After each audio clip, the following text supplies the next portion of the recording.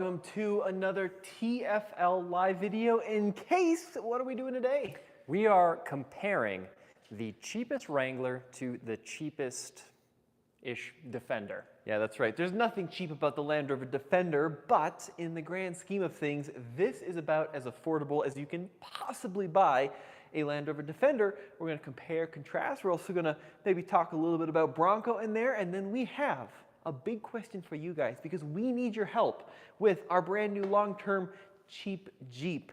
And we'll talk about that a little bit later in the show. But Case, let's tell them the story about how we ended up owning two of the, most interesting, I think, two-door four-wheel drives on the market. Yeah, because it is kind of fun. There's not a lot of vehicles in this category. The Wrangler and the Bronco especially are very popular. So is the Defender. We see them around plenty.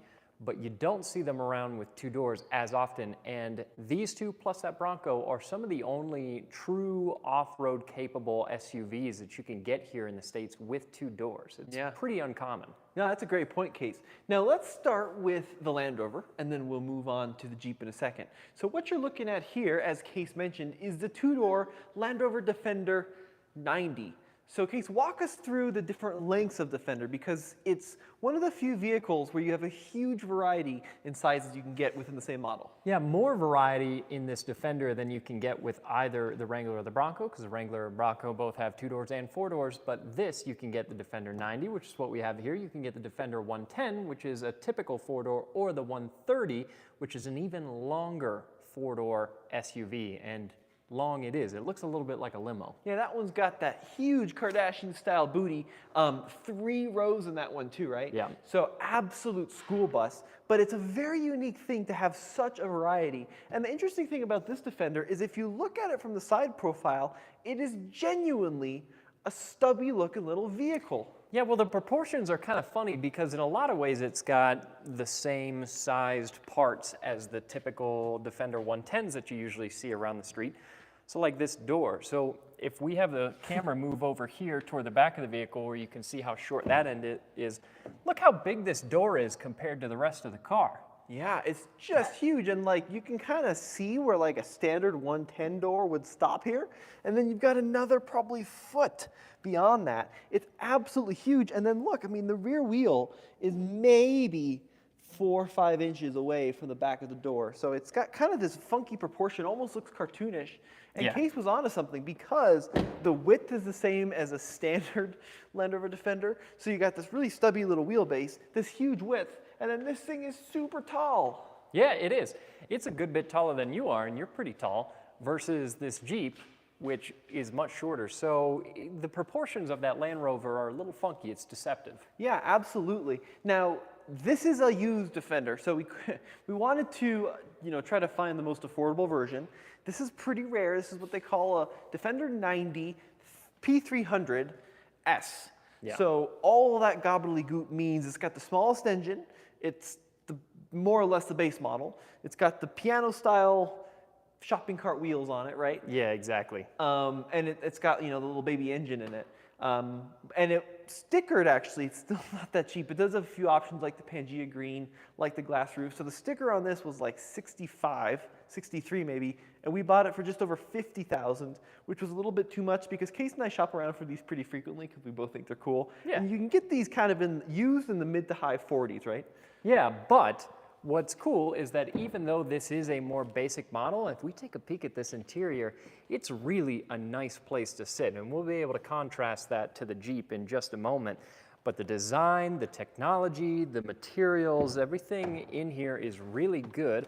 And there's a lot of good standard features. I think that this vehicle does a better job of just about anything on the market with balancing, Case, kind of luxury, appointments, and durable finishes.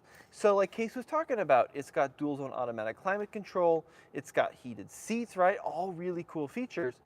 But then it also has rubber floors and this really durable kind of neoprene dashboard finish. So it does a great job of balancing luxury with durability. Yeah, and you've got a lot of shelves, you've got cool exposed hardware, so just enough to make it feel a little bit on the rugged side. It's still definitely more of an upscale interior, but I think, to your point, they balanced it really well. 100% case. No, I agree with that completely. And what's cool about these is they're really comfortable vehicles, and you get what Land Rover would call the command driving position. So you sit super tall, right? You look over the world from this driver's seat. These windows are nice and big, and you get this great commanding view of the road, and you genuinely do sit, even in this base model, about the same height as like a Silverado or F-150. So you really are above most traffic when you're driving along. Well, and especially too, a lot of these vehicles have air suspension. So if you want to option air springs on one of these Defenders, it's a $1,600 option if you get a cheaper model like this. This is one of the few you're actually going to see out there on the road that is basic enough to have coils. And then you can also get some off-road packages. They're more basic off-road packages around $1,700, and that gets you some additional programming. You've got an active differential brake torque vectoring system, which admittedly on these Land Rovers is actually really impressive what it can do. And then you can get an upgraded off-road package on top of that. That's another $700 or so. So we got the 4x4i info page loaded up here. You can see we've got the center locking diff. These Land Rovers use a full-time four-wheel drive system with a center differential, which is a really expensive way to actually build a car. It's very, very effective, but it's pricey to engineer and it's pricey to build. And that was me pulling up the comments on the live stream here. Great case, yeah. But what that means is that these have super, super, super effective 4x4 systems. And even though this one doesn't have the locking rear diff, when we did take it off-road for the first couple times, what you find is like you can lift tires easily with this independent suspension. That's a pretty big miss against this. But even if you do, it doesn't matter because the brakes are so effective at distributing torque, you just drive through everything. As far as traction, it doesn't matter so much. When this wants to send power to a certain wheel, it can still do that very effectively. But yeah, definitely fully independent suspension all the way around. It doesn't have the same kind of articulation that we're going to find versus a Wrangler or a Bronco, especially when they're spec'd with disconnecting sway bars. Yep. But yeah, this traction control system is really impressive. This four-cylinder, 296 horsepower. This is the base engine. You can step up to an inline six turbo, which is what we had in the Defender in the past. That's the P400 powertrain.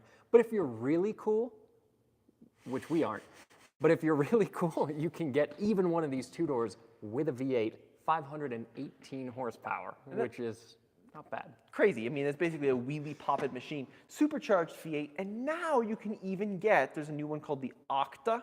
Yeah, that's a four-door, but $150,000. You can get it with a twin-turbo BMW V8, which is like 620-something horsepower. Yeah, and even the two-door with the V8 is also over $100,000. This is not an inexpensive vehicle. But the fact that they give you the option is really cool. And we'll talk about how powertrains on the others stack up. Now let's talk about the elephant in the room, because we all have to talk about it whenever we use the two words Land Rover, and that is reliability. That's what everyone talks about. Now, part of the reason we bought this is because a few years ago we went out and bought the four-door twin to this, the base model. Yep. Had a check engine light. At the time, it was unsolvable. Land Rover actually traded that vehicle in for another one because they wanted to, do the right thing. Couldn't fix the one we bought. That one had a problem when they installed the winch. They cut through the wiring harness, totaled. Then they actually traded us up to the six-cylinder, and that one was perfect. But that, I think, kind of gave folks the impression that these are very poorly made vehicles. And granted, we did have some problems with that check engine light. For sure. What's interesting is following the lifespan of this new Defender. I do follow the forums and I follow what people are saying online. For the most part, folks seem to be really impressed with the longevity of this vehicle. So even though the reputation precedes it, from what I've been seeing online, they've actually done a really nice job with keeping these vehicles solid, especially the six-cylinders, which most people have. People seem to really like them. Yeah. This one's got about 12,000 miles on it, about a year old. The only problem we're having is like sometimes the screen's a little glitchy, but it runs and drives like a brand new car because it basically is a brand new car. What are you seeing in the live chat? What are folks saying? Somebody said I look like Brock Purdy. Other people, someone said Jeep stands for just empty every pocket. Mm-hmm, sure. Yeah, so those things kind of along those lines. Well, let's talk about the Wrangler that we bought here. So the whole purpose with this is we wanted to find out, can you still buy a cheap Jeep? No. No. not Is really. the short answer. No, because when you head out to the dealer lots, most of the dealers I've been seeing have been advertising Wranglers, typically like a Sahara or a Rubicon, with stickers $50, $60, $70, $80,000. Like the ones I was seeing at Johnson, 55, 65, 75,000, which is just kind of crazy nutso pricing for a Wrangler. So we tracked down this one from Johnson's Auto Plaza, and we bought it for just over $35,000. The sticker on this one though is 41 grand. And what we're going to find in this little walk around is for 41 grand sticker, it's very basic, probably too basic. Yeah, that's the thing. On paper, theoretically, you should be able to get a Wrangler starting around $32,000. But if anybody out there can find a $32,000 Wrangler, sticker price says it's 32.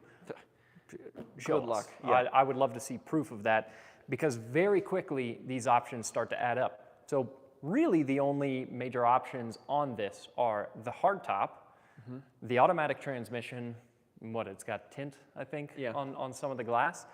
And that brought the sticker price, not what we actually paid, but the sticker price up about 10 grand when you factor in also destination, everything.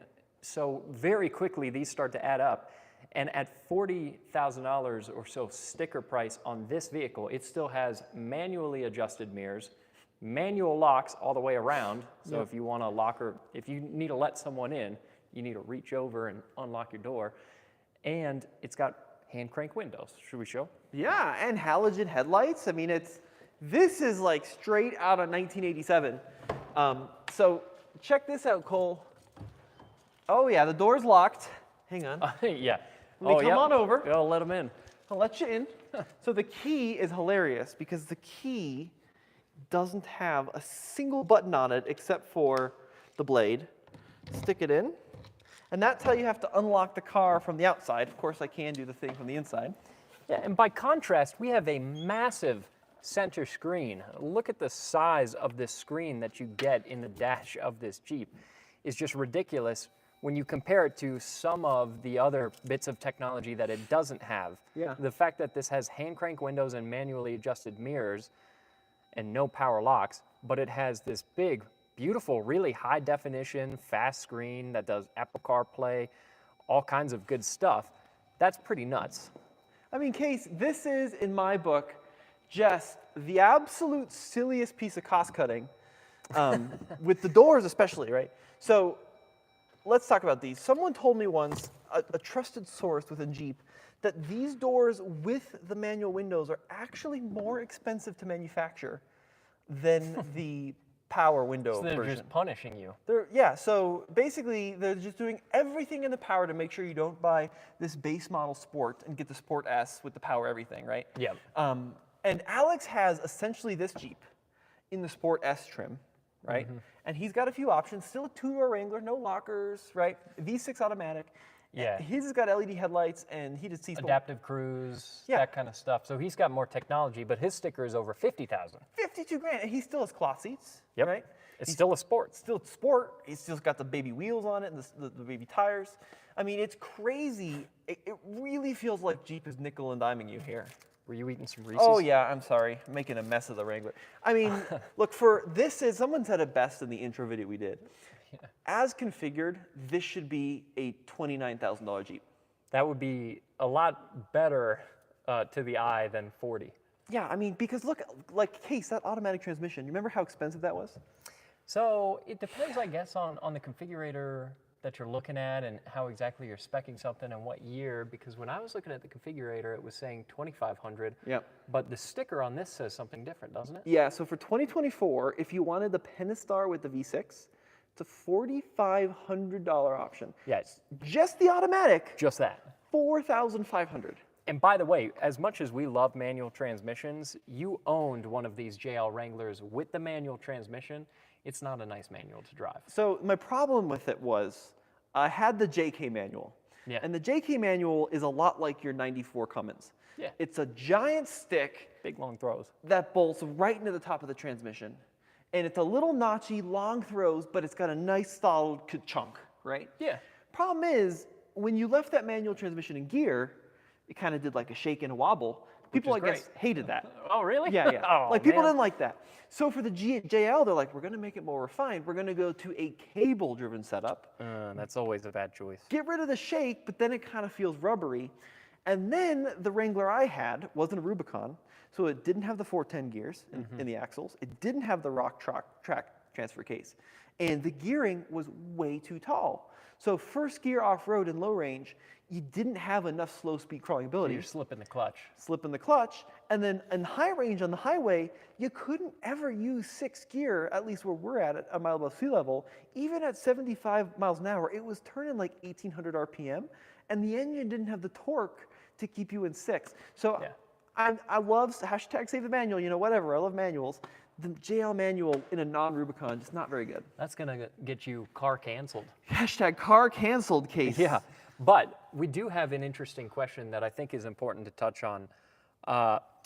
Someone was asking here in the comments, a guy named Steve, if either of these have a locker. So it is an important distinction that Land Rover has a full-time four-wheel drive system, and that full-time system can vary how much power is going toward the front or the rear end of the vehicle, but it does have a center locker that can lock you into a 50-50 split, which is great when you're going off-road. This Jeep is a part-time system, so if we look at the shifter here, we have a 2 high, 4 high, and then a 4 low setting. When you go into 4 high, it's going to be a 50-50 split between the front end and the rear end, but neither of these have a locking differential. You would have to, at least on this Jeep, you would have to step up to another model. Can you get a locker on the Defender two-door? Mm-hmm. Yeah? Yeah, so in the Jeep, I think now, when I had mine a couple of years ago, you had to get a Rubicon, but I think now you can get the rear locker on the Willys. Right. And then in the Defender, you can get the rear locker with the off-road package. My deal with the Land Rover is, for the size and the shape of the vehicle and its intended off-road use, it's not worth it. Because this four-wheel drive system, and genuinely, I'm not trying to blow smoke up anyone's butt here, this four-wheel drive system in this Land Rover is so good. Yeah. Where You're fine without. under 98% of situations, you don't need a locker. And I would argue for 100% of situations you're subjecting your $50,000 vehicle to, you're not going to need the locker. The Wrangler system is called BLD, brake lock differential. I don't think it's quite as good, to be honest with you. Yeah. But it's still probably going to be good enough for 80% of what you're going to be using your Wrangler for. So let's talk about the powertrain in this one case. Yeah. Because things have gotten a little weird. So this is a 2024 model year. Things have changed a little for 2025. So Case, walk us through what this engine is and what are the big differences for 2025. So this is the ever familiar Pentastar V6. Obviously a motor that's been around for a really long time, and that is, for the most part, a good thing. It is aging a little bit, but at the same time, its reliability is pretty proven. These are actually fairly solid engines. We've seen them at high miles with minimal issues, so that's all good. 285 horsepower, which is not bad. The thing I will say just about how this delivers power is that it being a naturally aspirated V6 is going to make most of its power a little bit higher up in the rev range versus like this four-cylinder, which has a little bit more power output. This being a turbo powertrain is going to have more low-end grunt. Personally, I like that in an SUV. Sometimes going up by 70 in this being a two-door and as light as it is not so bad, but there are times with these Pentastars when you're cruising up the highway and it kind of has to ring out a little bit to make the power that you need to go up some of those steep grades, especially at high elevation, and it can be a little annoying. 100%. The thing about these engines is, people hate when I say this, but they are reliable. I know. And A crazy thing for a lot of people to try and wrap their head around. And like the early variants of Pentastars do have problems like oil filter housings that leak a lot, right? And certain cam problems. This engine's a 12-year-old engine in the Wrangler. I think even older than that in the FCA back then lineup. And like we have a buddy who works master tech at one of the biggest Jeep dealers in our region. And he sees hundreds of Pentastars every year in Rams and in Grand Cherokees and in Wranglers and whatever, because they use it in everything, Chargers, Challengers. And he was saying that it's not uncommon to see these with 200,000 miles and no major problems Yeah. to be wary of, right? Like there's quite a bit of plastic in these, but he said even still with that, like 250 before doing anything with the cams or the heads, not all that uncommon. Yeah, now more so in line with, I think, how a lot of people view these Jeeps. Is your arm getting tired? Do you want to put the hood Yeah, pop we can down? we can put the stick down. That's fine. So more in line with how a lot of people view these Jeeps. So there are other powertrain options, especially in the Wrangler lineup as a whole, including the four-door. So these two doors you could also get with a 2-liter. That's going to have 270 horsepower, but a turbo 4 powertrain, more like this Defender. So, you know, maybe a point of preference there.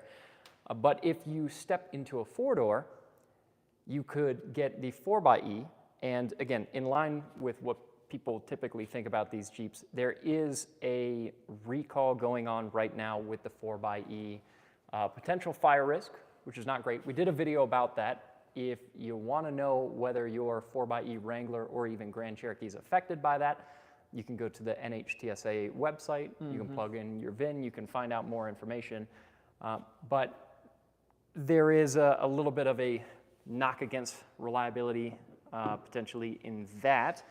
But the really cool powertrain that they've put in these Wranglers in recent years is a 392. And to your point, year-to-year changes from 2024 to 2025. Yeah. A moment of silence for the 392. One of our favorite vehicles we've driven in recent years. Yeah, absolutely nuts, that engine. Way too much power for the chassis. I mean, the whole thing just torques itself in one direction when you get on it. But an amazing engine. We're reading through the comments. That's why on our phone here. Mikey Magic says, I have a 2012 JK two-door with 140,000 miles. Reliable AF. AF, well, there you go. So I dig it. So, some people are talking about the power windows and the power locks that you can get on Wranglers, right? Saying that the manual system's the way to go because it's going to be more reliable. Listen, folks, I am not disagreeing. If you are planning on keeping your Wrangler 300 years, it probably will be more reliable. But realistically, when's the last time you heard of like a window regulator going out on a newer Wrangler? Yeah. I can't think of something even 15, 20 like, years old. we Like have- it can happen, but we have the technology pretty sorted, right? yeah. I'm more worried about all of the electronics that are in that center stack of the dash Yeah. than a window regulator. And the problem is, like, it would be one thing if it had manual windows and then it had like an old-fashioned ignition key and it had no radio. Sure, then I think there's an argument to be made about reliability. But as Case said, like, any new car is so electronics integrated. You're not really stepping away from electronics just because you get hand crank windows. There's still a lot of electronics in this vehicle. 100%. But yeah, so that's a basic overview on powertrain of these two doors. So people are liking the two-door Wrangler, absolutely. Can't wait for the comparison. Offer a vid comparing the base two-door Wrangler to a base two-door Bronco. So that's actually an interesting point someone brings up. Why didn't we go for the Bronco?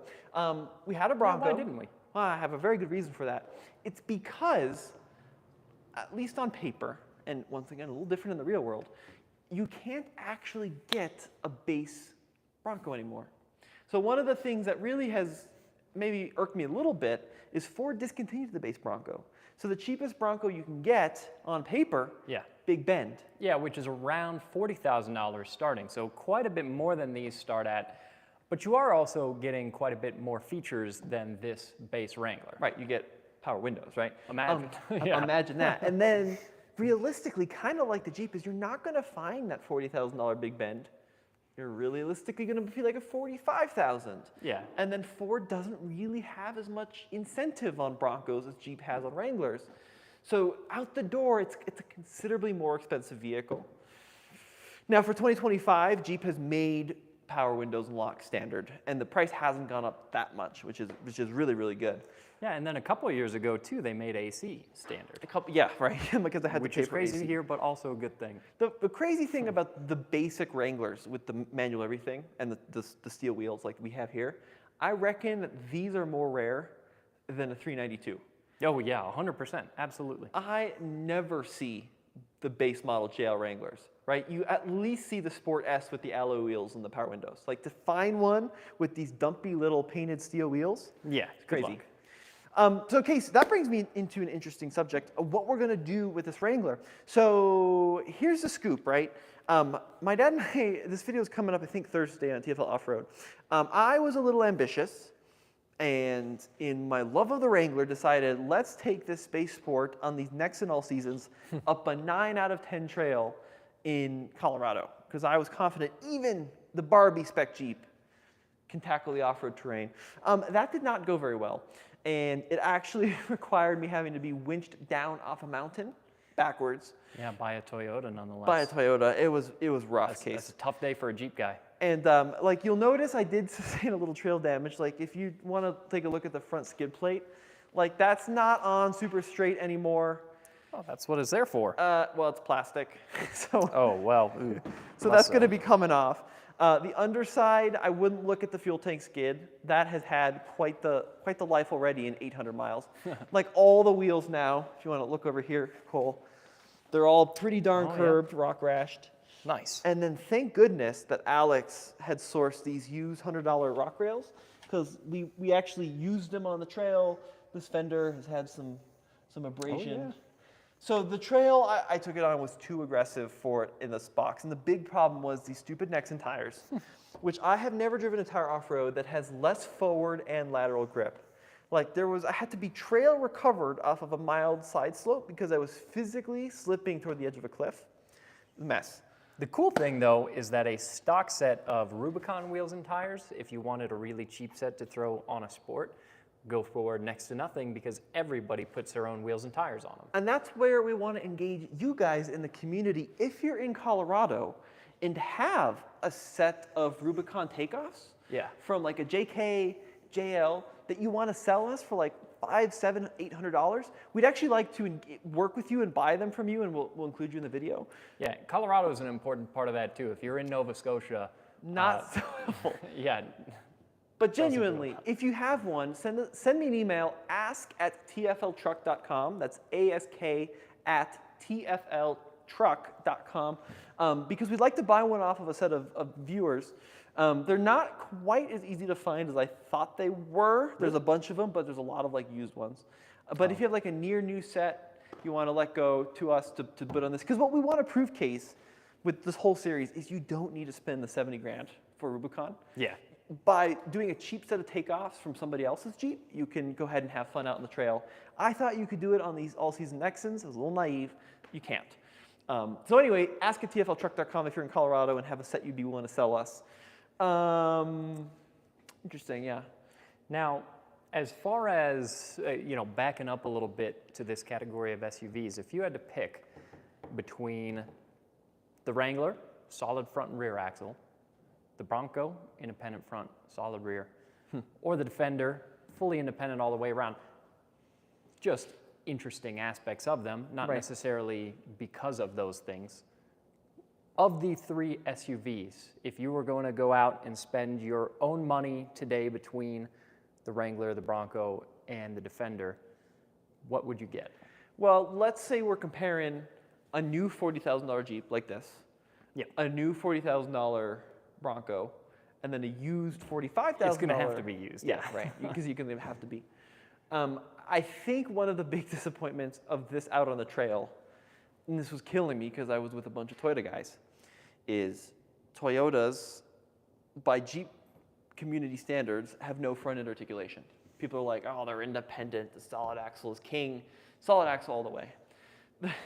The problem with this base Jeep is without the sway bar disconnects, it's got nothing in the front. Yeah. I mean, it's arguably worse than an independent setup. I'm assuming you could get a pretty cheap set of manual 100%. disconnects. And that's what I'm actually going to order some right after this podcast. Nice. Because this thing was so useless with front end articulation with the standard fully connected sway bar. It's like, just get an independent. I mean, it was terrible. Not articulating any more than that? No, and this is like a skateboard, right? Yeah. So I kind of feel like unless you've got sway bar disconnects and then you start lifting these, right, then you're going to start seeing some big advantage. Stock to stock, I kind of feel like the Bronco is a good kind of middle ground, right, where it drives better on road than this, but in stock form, it doesn't really perform any worse than this. And this is by far the best, Land Rover is by far the best on the road of all three. For sure. It's the least rugged, but it's definitely the best on road. And as those depreciate pretty heavily, that starts to represent a pretty good value.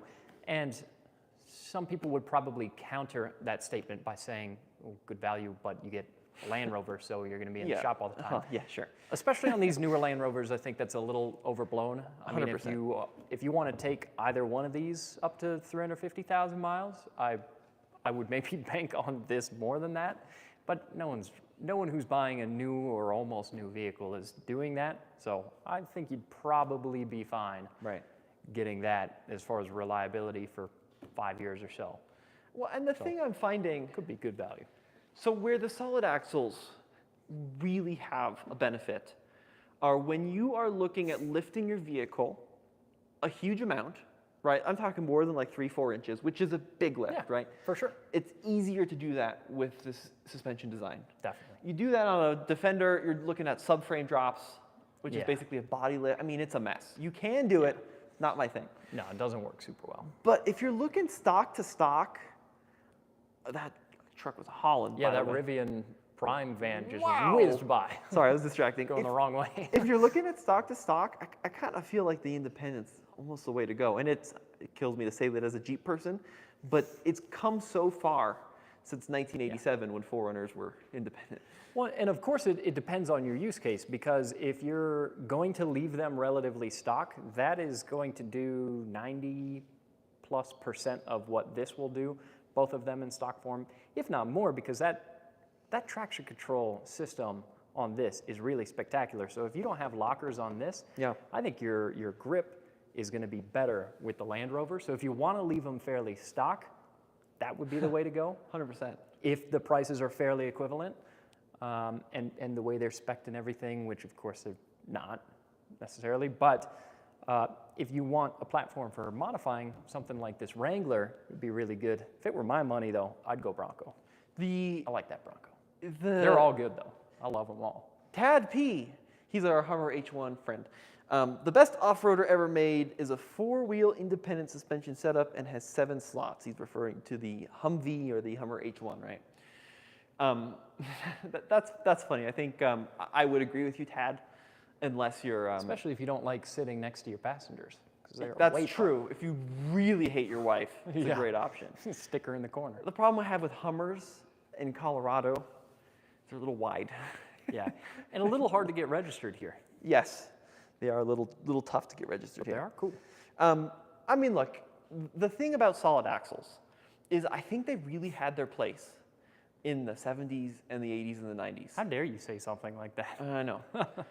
In an era before traction control and regular locking diffs and everything, you needed those solid axles to maintain tire contact with the ground. For sure. That was hugely important because you get 2-wheeled with an independent front suspension setup, and then with an open diffs, you would just sit there braking stuff and spinning up the trails. In an era where everything now has such sophisticated traction management systems, unless you are at Sand Hollow running a 9 out of 10 trail, does it really matter that much if you're lifting a tire, if the traction management system can compensate for it?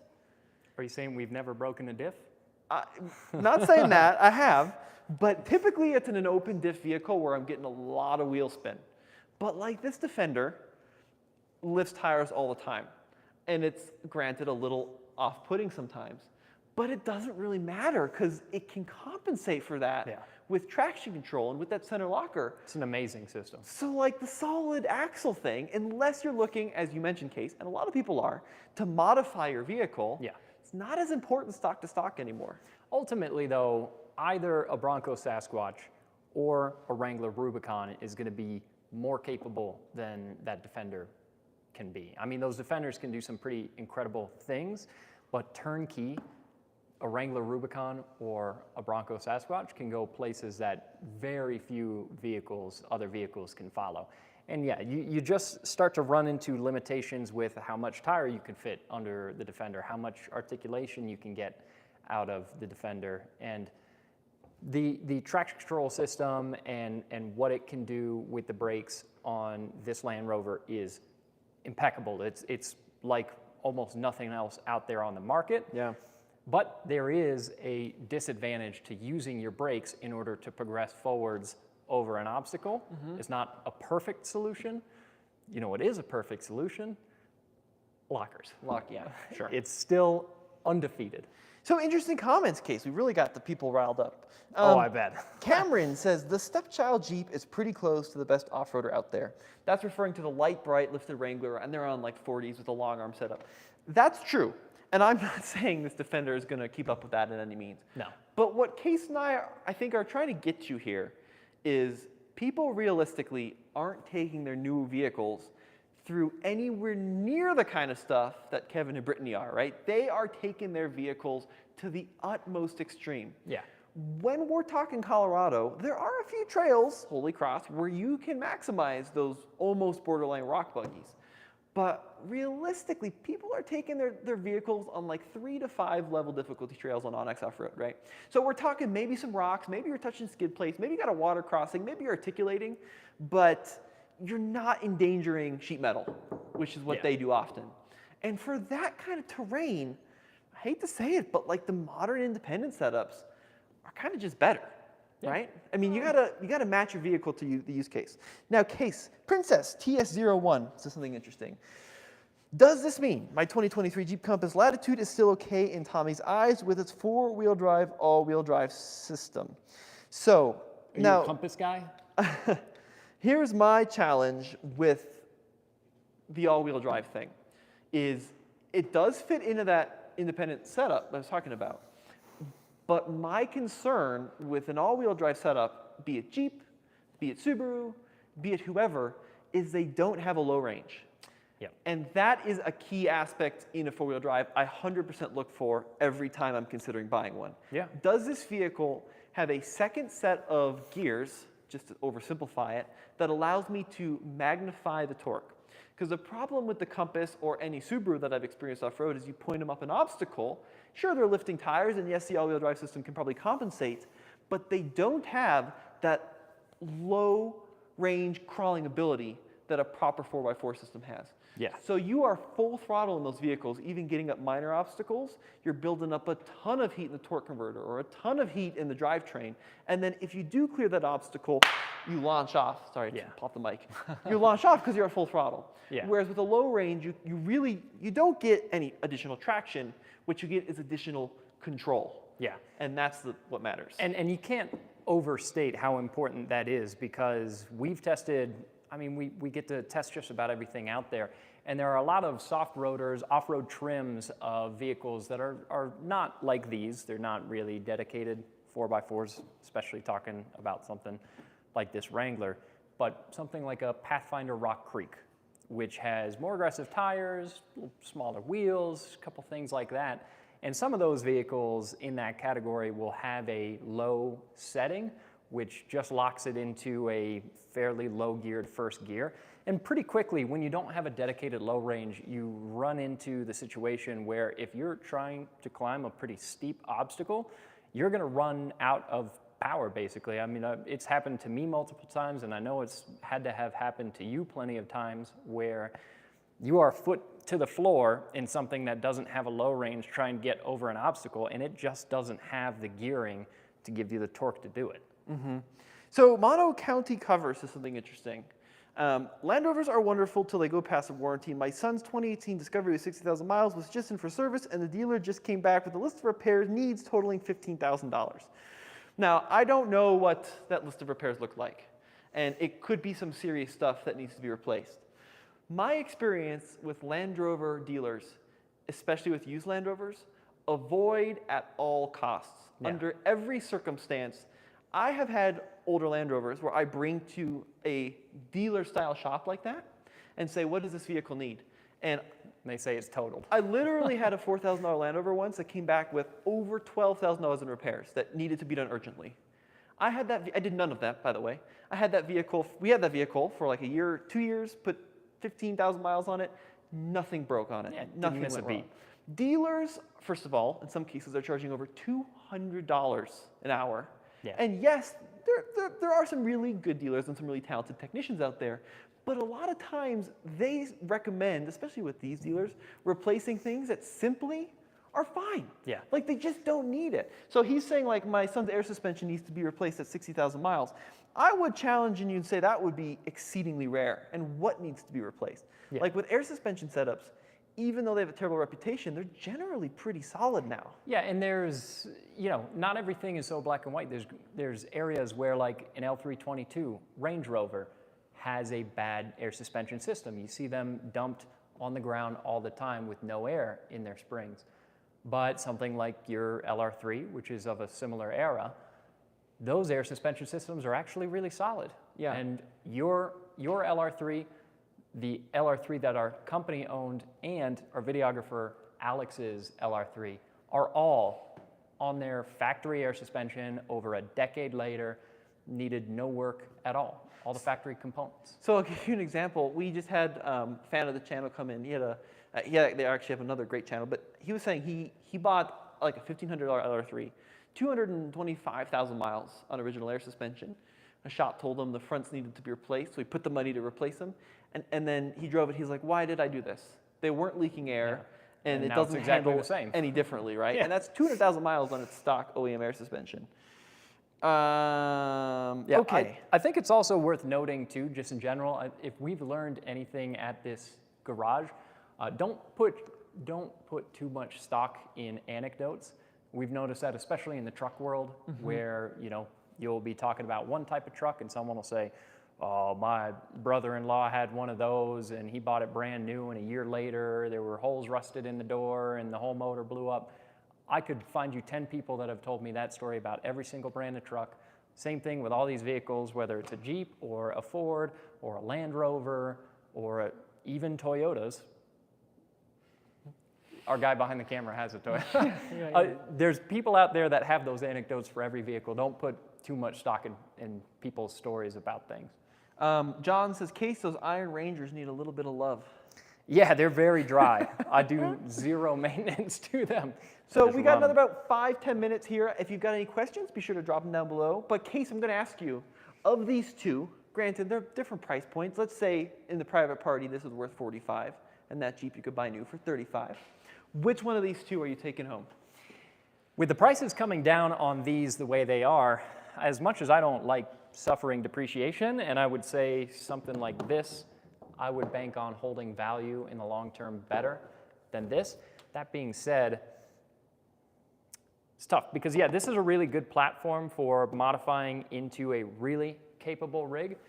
And this is something that is already pretty capable. You could take this on a lot of trails, and then you've got a vehicle that's great on the road, has a lot of good features. I mean, if I'm looking at the two of these with roughly equivalent prices, at least if they're spec'd this way, which they are. Yes. This is a lot nicer. I would probably lean toward the Defender here. I'm not too worried about all of the hoopla around the maintenance and reliability of them, because I own several wrenches. Unlike me, I only own 2. And I have friends who show me how to use them. So yeah, I would have no problem getting this Defender. But if I was really trying to build a trail rig, then I would go for something like either this Wrangler or just turnkey Bronco, Sasquatch, leave it alone and run it. Yeah, I don't know. I go back and forth. Right now, I'm kind of in Wrangler mode because it's shiny. No, because you can take the tops off. I think that's pretty cool. That's true. Tops and doors, right? Tops and doors. That's pretty cool. It's pretty nice. I also do like that Pentastar. It's not a great crawling engine, but it's kind of all reliable. We've had like 6 of them here at the office, and Yeah. they just keep going. Plus, that aftermarket thing is kind of an interest to me. Okay, interesting question. Black Villain, D90 versus viewer supply D90 coil versus air video, question mark? The crosslink air suspension on the Land Rover products changes the game when compared to the coil versions I've driven off-road. Yeah, and I think that system articulates a lot better than what we've been talking about, our experience with this one on coils. Cross-linked air seems to articulate better. Yeah, I would like to do that video if you're offering. That'd be really fun. Yeah, the coil springs, I think, is a good option to save some money. I don't think it's as impressive in the real world. And also, these coils on this are a little stiff on the trail. The air suspension gets stiff when you completely max it out, or stiffer, but the air suspension rides really nicely a lot of the time. Someone's saying Scout EV or the Jeep EV Recon. We don't know anything about the Scout, but exciting news. I think in 2 weeks, I'm actually going out to the reveal of that vehicle. Yeah, you are.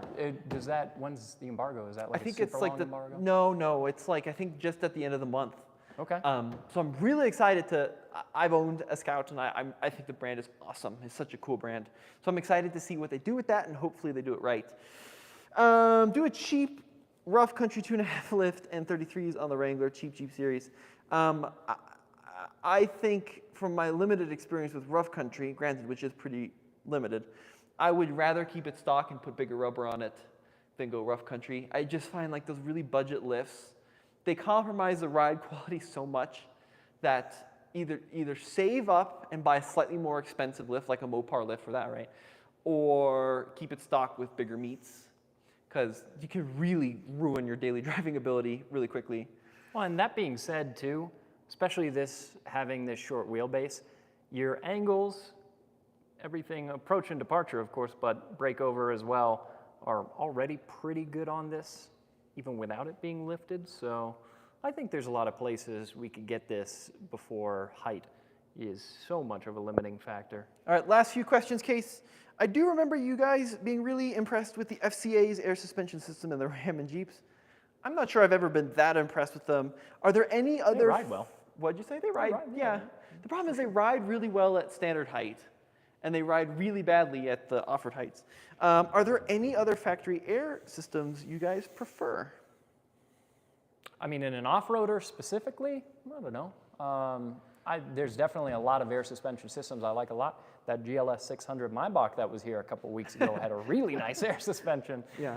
I would not want to be responsible really for having to repair that sometime in the future. But GLS owners are probably rotating cars relatively often. The Rivian systems are pretty good. I actually think Rivian did a really nice job with that air suspension system. Well, and even like the Cybertruck can jack itself up really high. You and your dad went on a trip for the Hummer EV SUV, and they made some updates to that vehicle, made them really good off-road. Also a lot of clearance with the air suspension. What's your take on a 5.0 Coyote boosted 4x4 versus a Mustang 5.0 boosted? Just boost everything. Yeah, it's not really our world, honestly. We haven't gotten I don't know, I haven't driven one. Yeah, drive either one. If you have one, bring it. And then last question, Case. The white steel style wheels on the Land Rover or the black steel wheels on the Jeep? Yeah, the Land Rover, obviously. They look cool and intentional on the Land Rover. They look like wannabe alloys on the Jeep. Let's finish here. This shot. Yeah. This is terrible. Poor Jeep. Sorry, Jeep. It's going to get blasted. I love the Wrangler, but this has got to be the worst looking wheel. Yeah, I saw one market comment, today. someone saying that they've seen better looking wheels on a U-Haul trailer. I think I have too. I mean, it's not, usually steel wheels are like purposeful. Like the Gladiator has 4 steel wheels that I put on my mine, remember? Yeah, They had, like, those these were cool. Little the circles in them, and they were really cool. These look like a goth flower to me. Look, I mean, if you're going to run a steel wheel, lean into it. Make it a cool steel wheel. And that Land Rover's not even actually a steel wheel, is it? I think this will be the last thing we do, Case, and then you can go home. You want me to stick my wallet to it? Do you have a magnet? I do. I was going to get one. Let's see if it's actually a steel wheel. Oh, it is. Hey-o! That's funny. So they actually, that's fallen off. Oh man, now everyone's going to say What was your Land Rover dad doing quality. with it? They actually discontinued these wheels, Case, for 2025. Ew, why would they do that? Gone. Oh, well, they're bigger now. They have like a similar wheel. The 20-inch wheels in this design, and they discontinued those now. Really? Yeah. I saw it on the configurator today. Did they? I just read somewhere. Maybe that Well, source. maybe that's coming. How lame is that? All right, folks. Well, thank you so much for watching this video. And a reminder, if you have a set of takeoffs off of a Rubicon or like a Willys, JL or JK, And you don't live in Nova Scotia. and you live in Colorado, send us an email, ask@tfltruck.com. We'd love to buy them from you if we can come up with the price and agree with that. Drop us some more questions below, and we'll try to answer them after the fact. And let us know what you want to see with these two, also in the comments below. Yeah, absolutely. That's all for this live stream. Hopefully we'll have some more coming down the road. And hopefully at some point we can get a 2-door Bronco parked next to these two and do some more stuff. Boom, that'd be awesome. We'll see you guys next time. Thanks.